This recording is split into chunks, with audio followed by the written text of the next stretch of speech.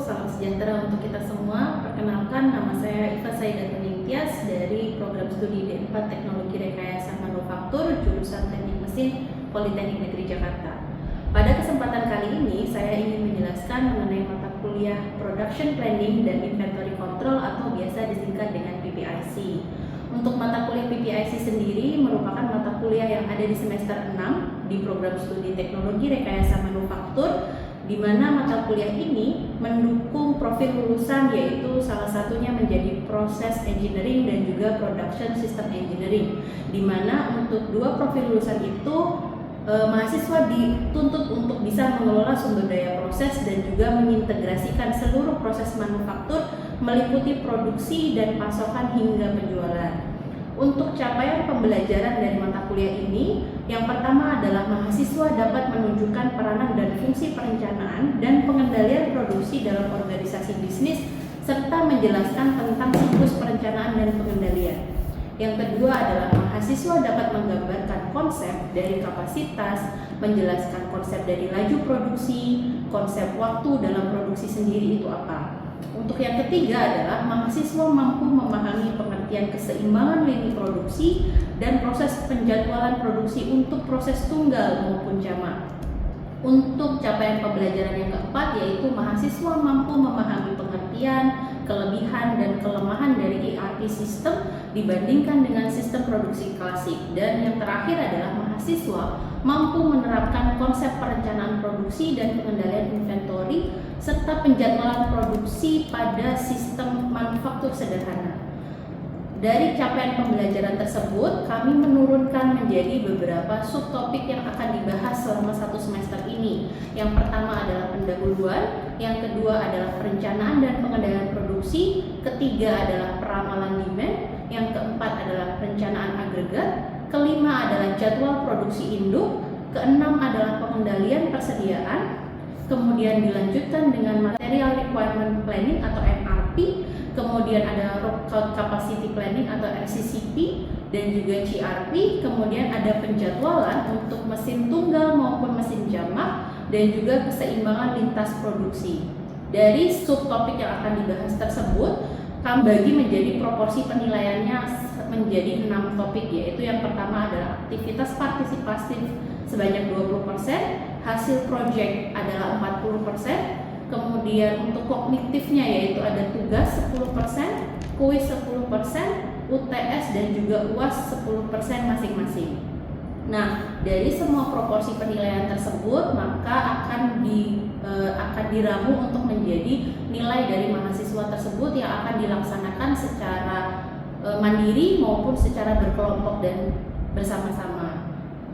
Sekian penjelasan mengenai mata kuliah ini. Selanjutnya akan masuk kepada pembelajaran bersama dengan mahasiswa di kelas. Terima kasih. Assalamualaikum warahmatullahi wabarakatuh. Waalaikumsalam warahmatullahi wabarakatuh. Selamat pagi semua.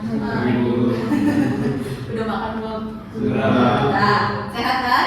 Alhamdulillah. Oke. Kenapa saya bertanya kayak gitu? Karena hari ini yang akan kita bahas itu sebetulnya topiknya ada persamaan matematika di belakangnya, jadi membutuhkan energi lumayan banyak ya. Karena yang akan kita bahas itu adalah demand forecasting. Kalau secara topik, subtopik pembahasan selama satu semester yang akan kita gunakan, kita itu sekarang ada di urutan ketiga, yaitu setelah pendahuluan dan perencanaan pengendalian produksi. Untuk konten kita ada lumayan banyak di sini, semoga Anda masih tetap bertahan ya sampai akhir. Nah, sebelum masuk lebih dalam, saya akan menjelaskan dulu sebetulnya ibarat kata tuh si manfaat materi kita hari ini itu ada di mana. Nah, kalau dalam production planning hierarchy atau hierarki dari perencanaan produksi, yang namanya forecasting atau peramalan itu ada di paling pertama.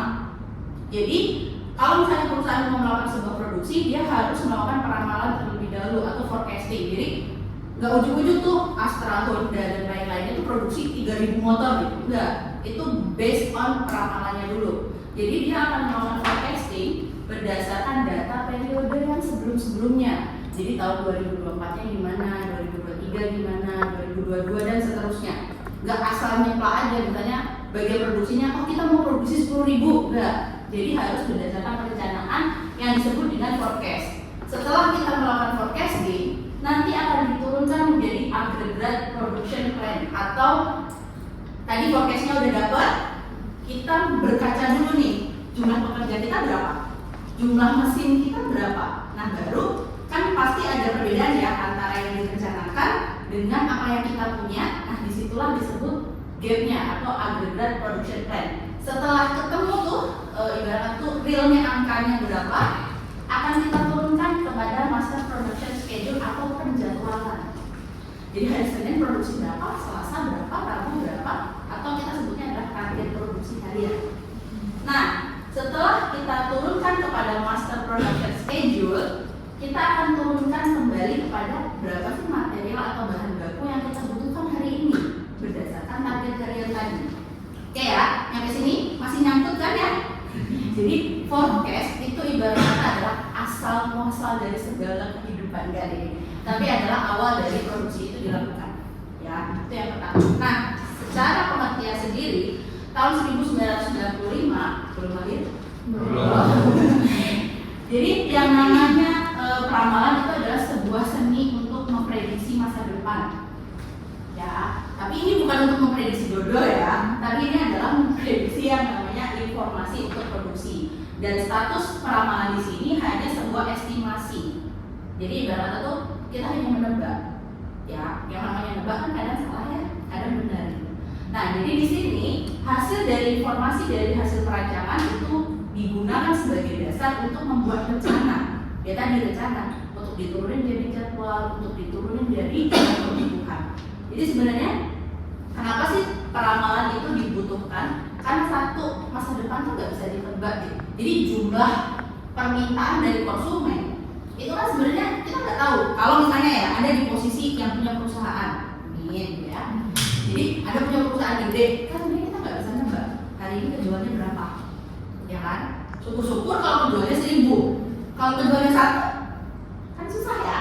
Nah jadi ketika kita daripada kita mikir-mikir kejual berapa ya hari ini, itu sebetulnya bisa diprediksi dengan cara data masa lalu tadi. Kenapa? Karena masa depan itu sifatnya tidak pasti. Nah, permintaan itu kenapa sih sebetulnya permintaannya maksudnya jumlah konsumen yang akan beli ya? Kenapa sih itu disebabkan disebutnya nggak pasti? Karena satu, kompetisi. Sekarang coba saya tanya, ada berapa banyak motor di harga yang sama dengan NMAX? Apa? Ada apa coba? Selain NMAX yang gede-gede juga, ada yang gede-gede coba. KCR, Aero, X-Max gitu ya. Nah, secara tidak langsung, meskipun itu dari produk yang sama, itu sebetulnya adalah kompetisi. Ya, jadi jumlah orang yang akan membeli produk kita itu nggak pasti karena kompetisi tadi. Misalnya kita bahas Misue, ada kopi tuku, ada apa lagi? Fore, ada Aus gitu ya, ada Dahaga dari sini. Ya, jadi itu kan produknya banyak ya. Itu membuat sebuah kompetisi. Yang kedua adalah perilaku konsumen. Perilaku konsumen itu lebih absurd lagi. Punya duit, kadang nggak belanja. Nggak punya duit, tetap ingin belanja. Pakai paylater misalnya. Ya itu sebenarnya perilaku konsumen. Yang berikutnya adalah siklus bisnis. Ya, siklus bisnis ini skopnya lebih besar lagi. Sama ada upaya penjualan. Upaya penjualan itu apa? Promosi. Ya, iklan. Promo. Ini bulan apa? Juli. Bentar lagi ada 77. Ya, itu adalah upaya penjualan. Terus habis itu siklus hidup produk. Jadi siklus hidup produk itu contohnya kayak gimana? Handphone yang sedang berkembang itu mungkin usia produknya hanya 2 tahun. Kalau sekarang ya 2 sampai 3 tahun gitu ya. Kalau laptop ini lebih panjang lagi, bisa 5 sampai 7 tahun. Sepatu ya itu tergantung Anda sih yang sepatu ya. Nah, berikutnya adalah variasi random atau banyaknya pilihan yang lainnya. Nah, ketika kita membahas sebuah peramalan yang harus diperhatikan pertama itu adalah permintaan itu mesti teri. Kita nggak bisa loh paksa konsumen. Coba kalau saya ada, saya bilang beli nggak? Beli nggak? Beli? Kan nggak mungkin ya. Belum tentu juga saya mau membeli. Nah itu sebetulnya yang disebut permintaan itu adalah sebuah misteri. Nah jadi di sini kita menggunakan data masa lalu untuk melakukan peramalan atau forecast. Syaratnya adalah satu, datanya cukup. Jadi Anda nggak bisa memprediksi sesuatu, tapi datanya itu data alhamdulillah aja, mungkin cuma 1, 2 gitu ya, nggak bisa. Nah, terus di sini ada yang namanya secara umum teknik peramalan itu berlandaskan bahwa periode masa depan itu akan sama berputarnya seperti masa saat ini. Jadi kalau Anda bahas kayak gini ya, ada kata-kata nih, masa depan itu akan berulang atau berlanjut dari sekarang, itu pernah terjadi yaitu ketika COVID. Ya, perusahaan di awal tahun sudah melakukan forecasting produksi kira-kira 10.000 gitu ya, tiba-tiba COVID. Orang-orang gak beli. Ya, contohnya mobil aja deh, gak beli. Apa yang dilakukan pemerintah? Tidak ada pajak. Itu gunanya apa? Untuk bisa membantu industri kita tetap berjalan biar orang-orang tetap beli. Ya, kenapa ya? Tadi dia udah melakukan forecasting, bahan baku atau material udah dipesan. Yang udah dipesan harus dibayar. Kalau nggak nutup, otomatis resikonya adalah PHK massal. Jadi peramalan itu sebenarnya konsepnya ya berdoa semoga masa depan itu tetap seperti saat ini. Ya, jadi konsepnya itu. Nah, ketika kita bicara mengenai peramalan, maka kayak tadi kan berharap ya, maka 100% tidak mungkin tepat. Pasti ada kesalahan. Nah, kesalahan itu kita sebutnya dengan error. Terus yang kedua, ketika kita mencoba meramalkan dalam jangka waktu yang semakin panjang misalnya, kita mencoba memforecast 15 tahun ke depan, ya pasti errornya lebih besar daripada kalau 1,5 bulan ke depan. Hal yang wajar ya. Kalian aja memprediksi masa depan kan paling cuma sampai nanti sore, ya kan? Nanti sore saya mau makan ayam geprek atau ayam apa gitu ya. 1,5 tahun ke depan mungkin ya Anda udah lulus, masa depan masih aku jadi apa ya kan pasti kan. Nah di sini jadi kita menyebutnya adalah ramalan lebih akurat ketika periodenya itu lebih pendek. Nah syaratnya satu adalah harus ada data masa lalu, wajib hukumnya. Ini nggak ada sunnah, bukan fardu tapi wajib. Kalau enggak mau pakai apa? Ya. Terus habis itu informasi masa lalu tadi statusnya adalah bisa dikuantifikasi atau bentuknya adalah angka. Ya, jadi bukan kata-kata baik sekali cukup enggak, tapi adalah angka. Nah, berikutnya kita mengasumsikan pola data masa lalu akan berlaku sama untuk masa datang. Nah, di sini sistem peramalan atau forecasting yang berdasar dari data masa lalu itu sebuah looping sebetulnya deh. Jadi konsepnya adalah looping. Forecast itu ada di sini, ya. Tuh.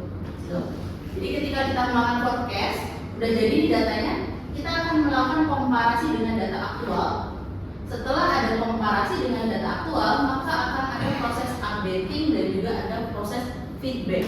Jadi ini sebetulnya sebagai gambaran Anda juga ketika sudah kerja di perusahaan. Kenapa sih Bu, kalau di perusahaan saya nggak sekali kerja habis itu nganggur gitu ya? Ya ini ada proses feedback, forecasting sama updating. Jadi Anda tuh dituntut untuk terus melakukan evaluasi. Biar apa? Biar status errornya tadi semakin kecil untuk setiap periodenya. Ya, jadi nggak mungkin Anda melakukan forecasting sekarang dipakai 2 tahun depan ketika nggak boleh. Ya, harus continuous. Nah, di sini ketika ada perbandingan antara data aktual dengan data forecasting, ada feedback di sini, Anda harus melakukan adanya update knowledge. Jadi apa yang terjadi saat ini itu belum tentu akan terulang masa depan. Misalnya kita pakai kejadian yang waktu itu COVID, itu tidak mungkin akan berulang sama persis di periode depan. Misalnya ada COVID episode 2 gitu ya. Tapi kalaupun ada, polanya mungkin akan berbeda. Ya, karena satu, orang-orang udah pernah ngalamin gitu ya. Saya udah pernah ngalamin COVID, saya udah pernah selamat, jadi polanya mungkin akan berbeda. Jadi ada yang namanya knowledge change condition. Ya. Nah, jadi kalau dilihat di sini ada data historical, kemudian kita melakukan forecasting, tapi ketika dibandingkan dengan data aktual, maka ini akan statusnya terus berputar. Ya, ini nggak cuma di bagian forecasting ya. Anda kalau di bagian produksi, ya, di bagian perencanaan, di bagian pergudangan, itu pasti harus melakukan knowledge update. Karena satu, teknologi terus berubah. Ya, jadi harus terus diimprove. Untuk metode peramalannya sendiri itu ada 2 deh. Yang pertama itu adalah kualitatif, yang satunya itu adalah kuantitatif. Jadi kalau yang statusnya kualitatif itu kita statusnya adalah subjektif.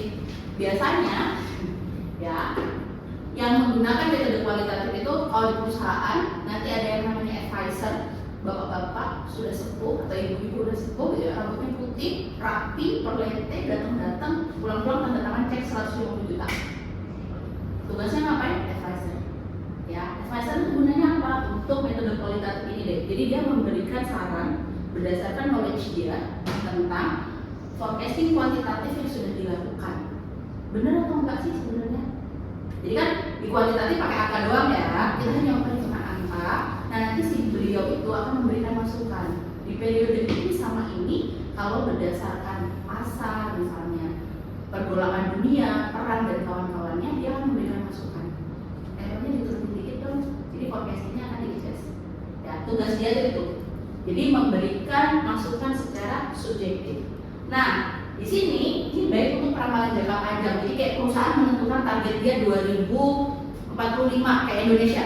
2045 targetnya Indonesia emas ya. Tidak ada C-nya ya gitu ya, emas gitu ya. Sebenarnya nemuin 2045 emas tuh karena apa ya? Gara-gara ini dia sudah punya target planning. 2030 ngapain, 2040 ngapain, 45 ngapain. Nah, itulah tugasnya kualitatif. Nah, kalau kuantitatif ini based on data masa lalu, kemudian akan dikuantisir atau dihitung, kemudian kita mengasumsikan pola masa lalu itu akan berulang kembali. Ya, jadi kalau ini langsung angka. Nah, ketika tadi kita membahas bahwa peramalan itu semakin panjang, semakin gak bagus, sebetulnya ada yang namanya periode peramalan di sini. Ya, ini data masa lalu. Jadi kalau kita pakai horizon time-nya 2025 ya, kita pakai datanya itu 2024. Ini adalah periode forecast-nya, ini adalah horizonnya. Jadi periode peramalan itu bisa kayak gini. Ya, jadi horizon peramalan itu bisa pendek, medium, atau jangka panjang. Kalau yang pendek itu 0 sampai 3 bulan, menengah itu 3 bulan sampai 3 tahun, yang jangka panjang itu lebih dari 3 tahun. Ya, jadi ini tergantung. Nah, semakin pendek atau semakin di sini sebenarnya semakin akurat. Kalau di sini ya biasanya akan ada evaluasi kembali. Nah, prosedurnya itu yang pertama itu adalah kita mengevaluasi si data dulu. Datanya itu biasanya pakainya yang paling normal ya. Kalau Anda baca-baca paper itu biasanya kurang lebih 12 bulan. Ya, datanya 12 dari Januari sampai Desember. Pakainya kayak gitu. Terus habis itu kita menggunakan beberapa metode forecasting. Ada banyak metode forecastingnya. Kita tidak akan memakan itu hari ini. Ya, beberapa kali pertemuan kayaknya baru tamat lah. Terus kita melakukan performa forecastingnya atau kita hitung. Terus habis itu kita memilih error yang paling kecil dari metode tersebut. Nah, kalau yang pertama prosedurnya itu adalah plot data. Plot data itu jenisnya ada 4. Yang pertama itu statusnya horizontal, kemudian ada yang musiman, ada yang siklis, sama yang trend. Ya, kira-kira kalau dari gambar ini aja, ya, ada yang bisa kasih contoh saya nggak? Kalau misalnya data trend itu statusnya datanya kayak gimana? Data trend. Ayo, daripada saya cak-cicuk, ada yang bisa menjawab? Dari gambar doang nih. Yang paling bagus deh. Kira-kira yang mana? Kalau sebagai kalau Anda yang punya usaha nih, untuk kita meramalkan yang paling bagus, biar bisa gampang ditebaknya, itu tipikal data yang mana? Ayo, ada, tebak aja. Yang mana? Yang musiman? Yang apa? Yang paling bagus. Kalau misalnya nih, saya punya bisnis gede, kita punya data masa lalu tahun 2024. Yang paling gampang untuk nebaknya itu bentuknya yang mana? Yang mana? Yang horizontal. Yang horizontal. Kenapa? Musiman. Ada yang musiman, ada yang horizontal. Nah, sekarang saya jelasin dulu ya. Nah, yang pertama itu adalah statusnya horizontal. Kalau statusnya horizontal ini sebenarnya memang yang paling gampang deh. Kenapa? Karena bergeraknya kan cuma gini doang ya, kayak detak jantung manusia di sinetron Indonesia. Goyang dikit mati. Ya kan? Jadi statusnya biasanya ketika datanya horizontal, kita hanya mencari nilai rata-ratanya aja, karena pergerakannya tidak terlalu jauh. Ya, jadi ini permintaan dari waktu ke waktu itu sebetulnya tidak bisa dijelaskan sebabnya, tapi dia fluktuatifnya itu dekat. Jadi naik turunnya hari ini misalnya kejual 4, besok kejual 6, habis itu 5, kan dekat ya, 456, 456 gitu. Di situ ada gitu. itu statusnya adalah pola data yang horizontal seperti ini. Jadi kita hanya mencari nilai rata-ratanya aja nanti. Kalau statusnya musiman, ini sebenarnya kayak kalau orang jualan baju seragam sekolah, banyaknya kapan? Jual pas mau masuk sekolah doang kan? Kalau nggak mau masuk sekolah gimana? Sepi, ya kan? Karena statusnya adalah musiman. Ya kalau musim banyak, kalau enggak ya udah gitu. Udah. Ini kayak misalnya nih, tanpa kita sadari ya, kayak es krim, ya bahan bakan, itu statusnya juga musiman loh deh. Kok bisa bahan bakan musiman? Coba kalau lebaran, liburan, Natal, ya sisanya itu ya selalu aja standar gitu. Nah berikutnya di sini adalah yang siklis. Kalau siklis ini sebetulnya lebih apa ya? Datanya tuh lebih banyak yang Anda butuhkan deh. Jadi kalau tadi biasanya Januari sampai Desember doang, kalau siklus ini biasanya kita mintanya datanya 3 tahun. Biar apa? Karena kayak gini, kalau datanya bentuknya gini ya deh, naik di akhir doang gitu. Ini 2023. Nah kita pengen mastiin 2024 ini juga nggak?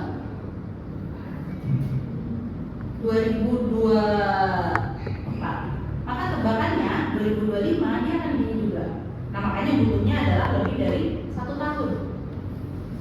Nah itulah kenapa data siklis itu biasanya membutuhkan data yang lebih panjang. Nah yang gampang berikutnya itu adalah tren. Ya, data tren di sini adalah data yang statusnya meningkat atau menurun.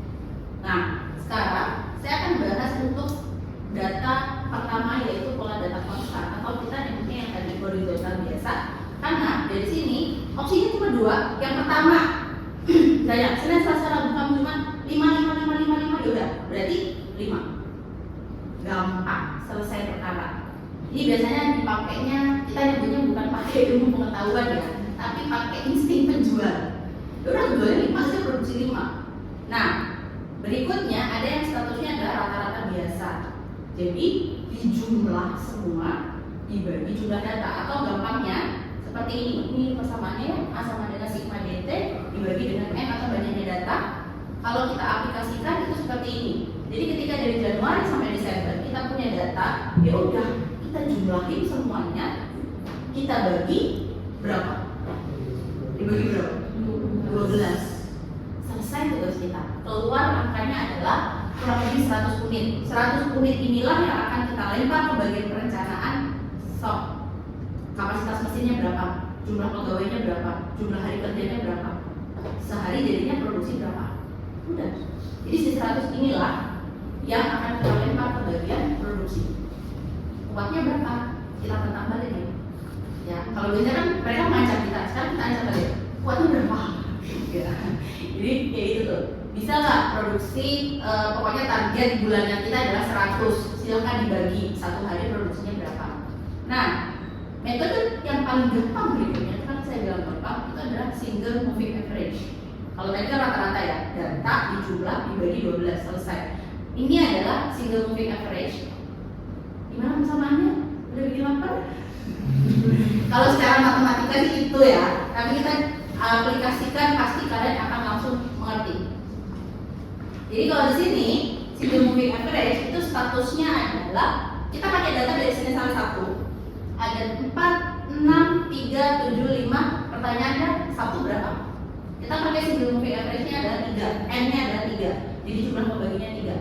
Nah, ketika kita turunkan ke moving average untuk tahu data Kamis, maka kita pakainya adalah data Senin, Selasa, Rabu, kita bagi 3, kita dapat data Kamis. Maka kalau mau cari Jumat, gimana deh? Selasa, Rabu, Kamis. Karena ada kata-kata moving. Moving artinya gerak. Jadi geser. Untuk dapat Kamis kita pakai data Senin, Selasa, Rabu. Data Jumat kita pakainya adalah Selasa, Rabu, Kamis. Rabu, Kamis, Jumat. Kenapa cuma 3? Karena n-nya adalah 3. Sekarang kalau n-nya sama dengan 4, untuk cari data Jumat berarti betul. Jadi jumlah n itu adalah menentukan jumlah pembagi. Terus misalnya Anda nanya, N-nya sama dengan berapa? Siapa yang nentuin, Bu? Anda lah yang akan menentukan. Saya mau N-nya 2, Bu. Saya mau N-nya 3, saya mau N-nya 4, N-nya 5, itu terserah Anda. Ya, jadi statusnya adalah seperti itu. Kalau kita hitung di sini, ya, ini adalah datanya, ya. Ini adalah moving average 3, ini adalah moving average 5. Ya. Jadi ini adalah untuk menunjukkan yang namanya peramalan ketika jumlah pembaginya 3 dan jumlah pembaginya 5. Nah, di mana kayak tadi saya bahas, yang namanya melakukan forecasting itu kan pasti ada salahnya. Namanya juga nebak. Jangankan ini ya, Anda melihat weather, cuaca, dia bilangnya hujan deras misalnya, udah ada ya, hujannya nggak ada. Sama konsepnya seperti itu.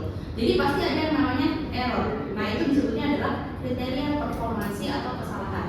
Semakin kecil kesalahan, maka semakin akurat yang namanya peramalan.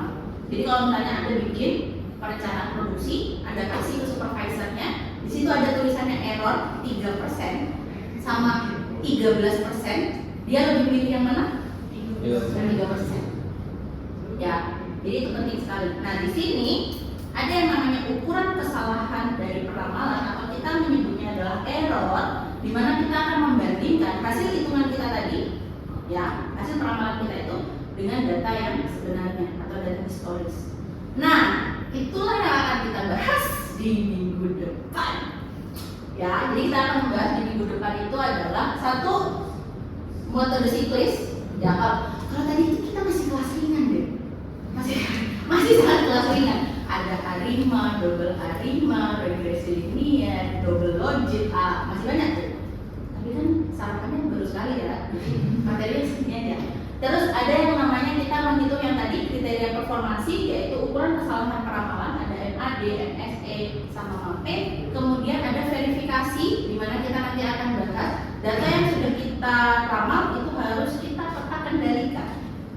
Terus menggunakan yang namanya Excel dan Minitab. Kenapa harus pakai Excel dan Minitab? Kan nggak mungkin ya Bu kita itu satu-satu. Ini udah tahun berapa gitu ya. Jadi pasti kita harus belajar yang menggunakan teknologinya. Nah, untuk penutup kita hari ini sebetulnya seperti yang saya jelaskan di awal, bahwa forecasting itu adalah langkah awal atau stepping stone dari perencanaan produksi. Produksi tidak akan mungkin terjadi kalau misalnya tidak dilakukan forecasting lebih dahulu. Ya, jadi itu adalah sebenarnya sesuai dengan salah satu job yang akan bisa Anda apply nanti, ya, yaitu perencanaan produksi. Nah, di sini kita akan tahu yang namanya berapa sih sebetulnya perencanaan penjualan kita, ya. Terus habis itu kita juga tahu misalnya ketersediaan sumber daya perusahaan, dan juga kita bisa menolong yang namanya perencanaan agar tidak banyak terbuang. Karena kalau forecastnya bagus ya, otomatis beli materialnya itu tepat guna, nggak akan nunggu di gudang, ya. Terus habis itu kalau kita forecastnya bagus, maka target produksinya itu jalan, jadwalnya benar, nggak akan ada yang namanya lembur. Ya, kita sebagai pegawai sih suka lembur ya, tapi perusahaan itu tidak suka karena itu kerugian. Ya, nah untuk menutup hari kita yang cerah sekali, ya, tidak lupa saya memberikan oleh-oleh kepada Anda. Wajahnya langsung muram. Sini ada tugas ya. Saya ingin menguji Anda untuk mencoba yang namanya gunakan metode moving average dan juga double moving average untuk menghitung yang namanya peramalan dari data yang sudah ada ini. Ada pertanyaan atau tidak dari tugas ini? Masih jangan ya, masih kelas ringan ya. Oke, kalau misalnya tidak ada, mungkin Anda punya waktu luang, Anda bisa membaca referensinya di sini gitu ya. Kalau susah tidur, bisa belajar ini, tapi nggak tahu ya. Oke, kalau misalnya tidak ada, terima kasih atas kehadiran